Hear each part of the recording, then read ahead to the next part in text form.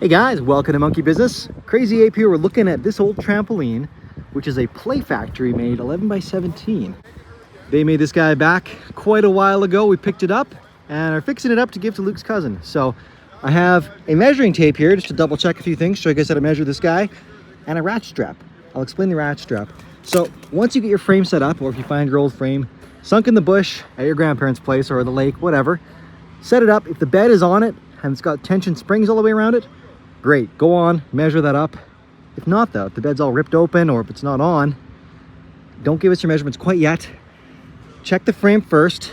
They all slip together, right? They have these swedged fittings. It's an awesome system. We still use that today. But the way these work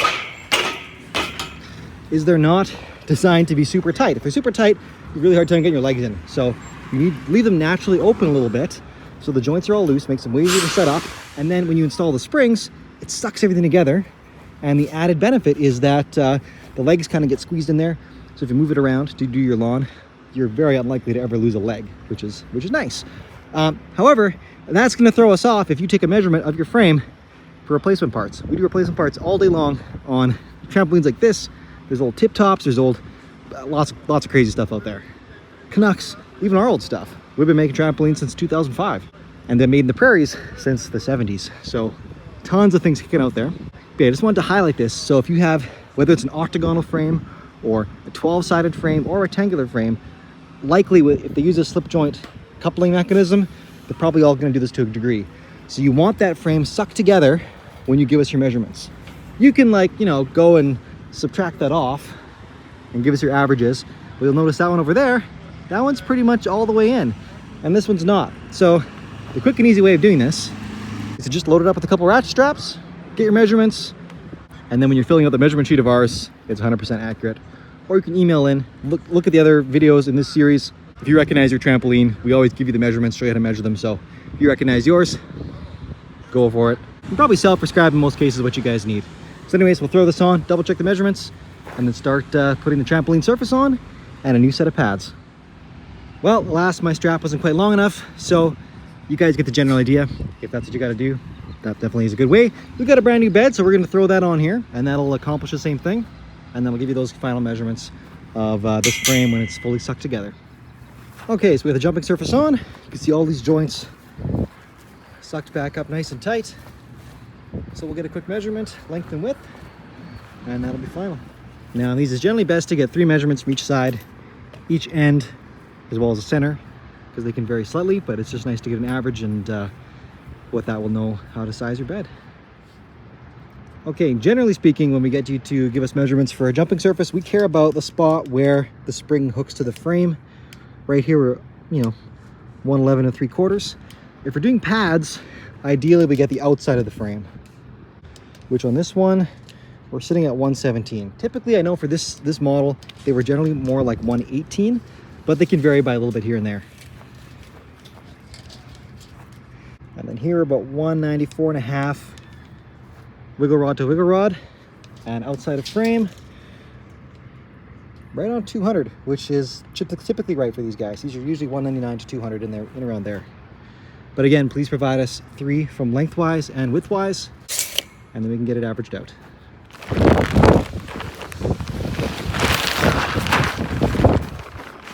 Now that's a pad.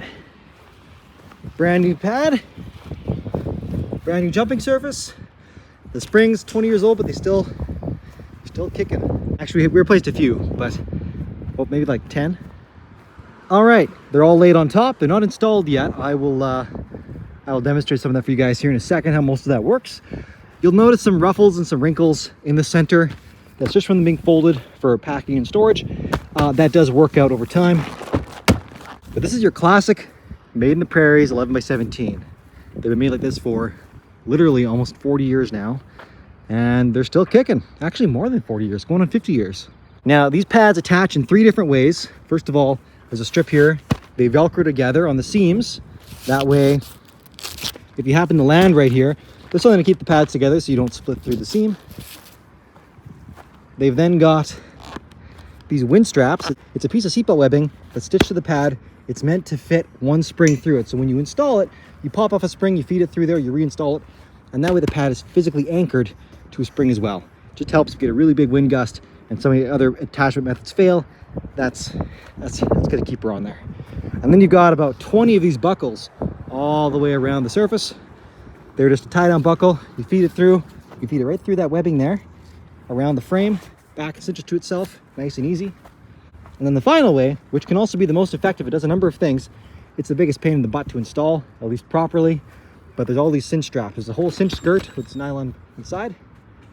You basically take your turn, you tie it, you go to the next one, you pull that one really tight, and you do the next one, pull it tight. You have to go all the way around. Be careful you don't pull it out, otherwise you gotta get the electrical fishing tape out and get it back in there. But that not only helps keep the pad glued to the perimeter of the frame, if you slide into it, it's gonna help it keep in place as well and keep you out of the springs. There you go. 20 years old, but good as new.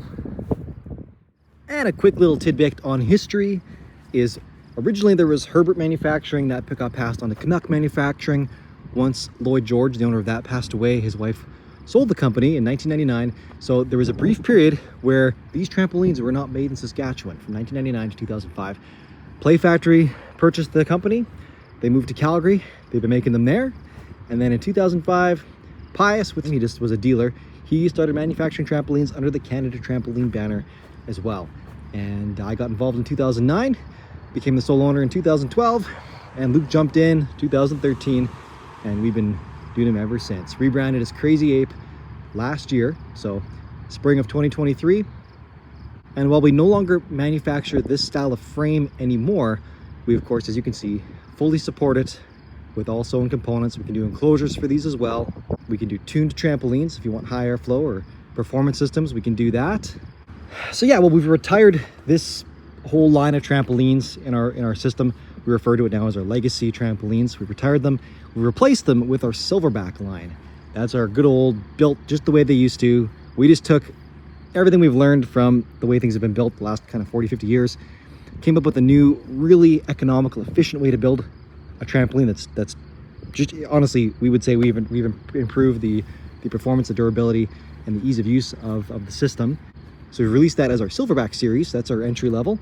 Then we have our Apex line, which is our commercial built for your backyard, and it also transforms into the whole multi-tramp system if you want to do a backyard trampoline park.